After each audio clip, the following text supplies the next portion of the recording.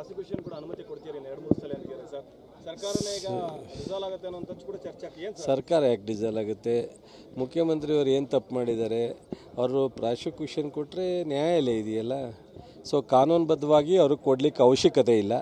So ಈ ಇಶ್ಯೂನಲ್ಲಿ ಮುಖ್ಯಮಂತ್ರಿಗಳ ಪಾತ್ರ ಇಲ್ಲ. ಮುಖ್ಯಮಂತ್ರಿಗಳು ಕಾಲದಲ್ಲಿ ಅವರಿಗೆ ಶ್ರೀಮತಿಯವರಿಗೆ ಸೈಟನ್ನು ಮಂಜೂರು ಮಾಡಿಲ್ಲ.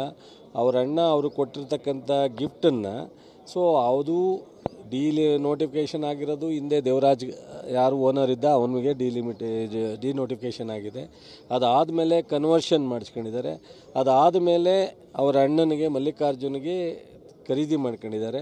ಅದಾದಮೇಲೆ ಅವ್ರು ಗಿಫ್ಟ್ ಕಟ್ಟಿದ್ದಾರೆ. ಗಿಫ್ಟ್ ಡೀಡ್ ಆದಮೇಲೆ ಕಾನೂನುಬದ್ಧವಾಗಿ ಸೊ ಏನು ಪರ್ಯಾಯವಾಗಿ ಅನಧಿಕೃತವಾಗಿ ಒತ್ತುವರಿ ಮಾಡ್ಕೊಂಡಿದ್ದಾರೆ ಮೂಡಾದರು ಕೊಡಿ ಅಂದಿದ್ದಾರೆ. ಮೂಡಾ ರೆಜುಲೇಷನಲ್ಲಿ ನಮ್ಮದು ತಪ್ಪಾಗಿದೆ, ನಿಮಗೆ ನೋಟಿಸ್ ಕೊಡ್ದಲೇ ಕಾನೂನು ಅನುಸರಿಸ್ದಲೇ ನಾವು ನಿಮ್ಮನ್ನು ಜಾಗವನ್ನು ಇದನ್ನು ಸೈಟಾಗಿ ಮಾರ್ಪಾಡು ಮಾಡಿದ್ದೀವಿ, ಅದರಿಂದ ನಾವು ನಿಮಗೆ ಕಾನೂನುಬದ್ಧವಾಗಿ ಏನು ಕೊಡಲಿಕ್ಕೆ ಕೊಡ್ತೀವಿ ಅಂತ ಸೊ 50-50 ಪಾತ್ರದಲ್ಲಿ ಹಿಂದೆ ಸುಪ್ರೀಂ ಕೋರ್ಟಲ್ಲಿ ಸುಧಾ ಅನ್ನೋ ಒಬ್ಬರಿಗೆ ಹಿಂಗೆ ಇದೇ ಮೂಡಾದಲ್ಲಿ ಸೊ 100ಕ್ಕೆ 100 ಕೊಡಬೇಕು ಅಂತ ಎಕರೆ 2.25 ಎಕರೆಗೆ 2.25 ಎಕರೆನೂ ಕೊಡಿಸಿದ್ದಾರೆ. ಇವರು ಕೊಟ್ಟಿರ್ತಕ್ಕಂಥದ್ದು 48% ಕೊಟ್ಟಿದ್ದಾರೆ, 50ನೂ ಇಲ್ಲ.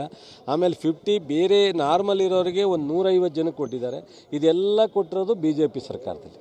ಸೊ ಒಂದು ನಿಮಿಷ ಕೇಳು, ಇದೆಲ್ಲ ಕೊಟ್ಟಿರೋದು BJP ಸರ್ಕಾರದಲ್ಲಿ ಬ್ರದರ್. ಸೊ ಬಸವರಾಜ ಬೊಮ್ಮಾಯಿಯವರು ಮುಖ್ಯಮಂತ್ರಿ ಇದ್ದಾಗ, ರಾಜೀವ್ ಅಂತ ಮೂಡಾ ಅಧ್ಯಕ್ಷ ಆಗಿದ್ದಾಗ ಅವ್ರ ಮೇಲೆ ಕ್ರಮ ತಗೋಬೇಕು. ಇದು ಒಂದು ಕಡೆ. ಎರಡನೇದು ನಿರಾಣಿಗೆ ಇದೇ ಥರ ಅಬ್ರಾಮ್ ಕಂಪ್ಲೇಂಟ್ ಕೊಟ್ಟಿದ್ದಾನೆ. ಅದ್ರ ಬಗ್ಗೆ ಅವರು ಪ್ರಾಸಿಕ್ಯೂಷನ್ ಕೊಡಲಿಲ್ಲ. ಸೊ ಶಶಿಕಲಾ ಜೊಲ್ಲೆಗೆ ಇದೇ ಗವರ್ನರ್ ಮುಂದೆ ಅರ್ಜಿ ಇದೆ, ಅವರಿಗೆ ಪ್ರಾಸಿಕ್ಯೂಷನ್ಗೆ ಅನುಮತಿ ಕೊಟ್ಟಿಲ್ಲ. ಸೊ ನಿರಾಣಿಯವರಿಗೆ ಜನಾರ್ದನ್ ರೆಡ್ಡಿ ಅವರಿಗೆ 3 ಜನಕ್ಕೆ ಪೆಂಡಿಂಗ್ ಇಟ್ಕೊಂಡು ನಿನ್ನೆ ಬಂದದ್ದು ಇವತ್ತನ್ನೇ ಕೊಡ್ತಕ್ಕಂಥದ್ದು ಎಷ್ಟರ ಮಟ್ಟಿಗೆ ಇದು ರಾಜಕೀಯ ಪ್ರೇರಿತ. ಇದನ್ನು ನಾವು ನಮ್ಮದು ಒಂದು ರಾಷ್ಟ್ರೀಯ ಪಕ್ಷ ಇದೆ, 136 ಜನ ಗೆಲ್ಲಿಸಿ ಸರ್ಕಾರ ರಚನೆ ಆಗಿರ್ತಕ್ಕಂಥದ್ದು. ನಾವೇನು ಇಂಡೈರೆಕ್ಟಾಗಿ ಹಿಂದೆ ಬಾಗಿಲಿಂದ ಬಂದಿಲ್ಲ. ಸಿದ್ದರಾಮಯ್ಯನವ್ರ ಪ್ರಾಮಾಣಿಕತೆ ಬಗ್ಗೆ ಈ ರಾಜ್ಯಗೆ ಈ ನಾಡಿನ ಜನರಿಗೆ ಗೊತ್ತಿದೆ.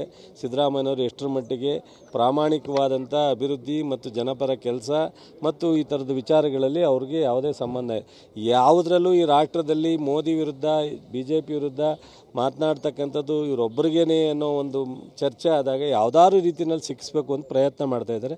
ಇದರಲ್ಲಾಗಲ್ಲ. ನಾವು ಒಂದು ಕಡೆ ನಿನ್ನೆ ಕ್ಯಾಬಿನೆಟ್ನಲ್ಲಿ ನಾವೆಲ್ಲರೂ ತೀರ್ಮಾನ ಮಾಡಿದ್ವಿ, ಇದು ಕಾನೂನು ಬಾಹಿರವಾಗಿದೆ, ಇದನ್ನು ವಿಡ್ರಾ ಮಾಡಬೇಕು, ಆ ಅರ್ಜಿನ ರಿಜೆಕ್ಟ್ ಮಾಡಬೇಕು ಅಂತೇಳಿ ಒಂದು ಸಲಹೆ ಕೊಡಲಿಕ್ಕೆ ಅವಕಾಶ ಇದೆ ಕ್ಯಾಬಿನೆಟ್ಗೆ. ಅದರ ರೀತಿಯಲ್ಲಿ ನಾವು ರೆಸಲ್ಯೂಷನ್ ಮಾಡಿ ಮಾನ್ಯ ಗವರ್ನರ್ಗೆ ಕಳಿಸ್ಕೊಟ್ಟಿದ್ದೀವಿ.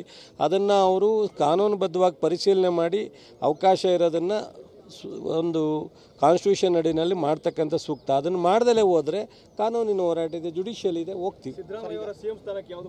ಯಾವುದು ಕೂತಾಗಲ್ಲ, ಅದಕ್ಕೂ ಸಂಬಂಧನೇ ಬದಲಾವಣೆಯೂ ಇಲ್ಲ, ಕೂತೂ ಇಲ್ಲ, ಯಾವುದೂ ಇಲ್ಲ.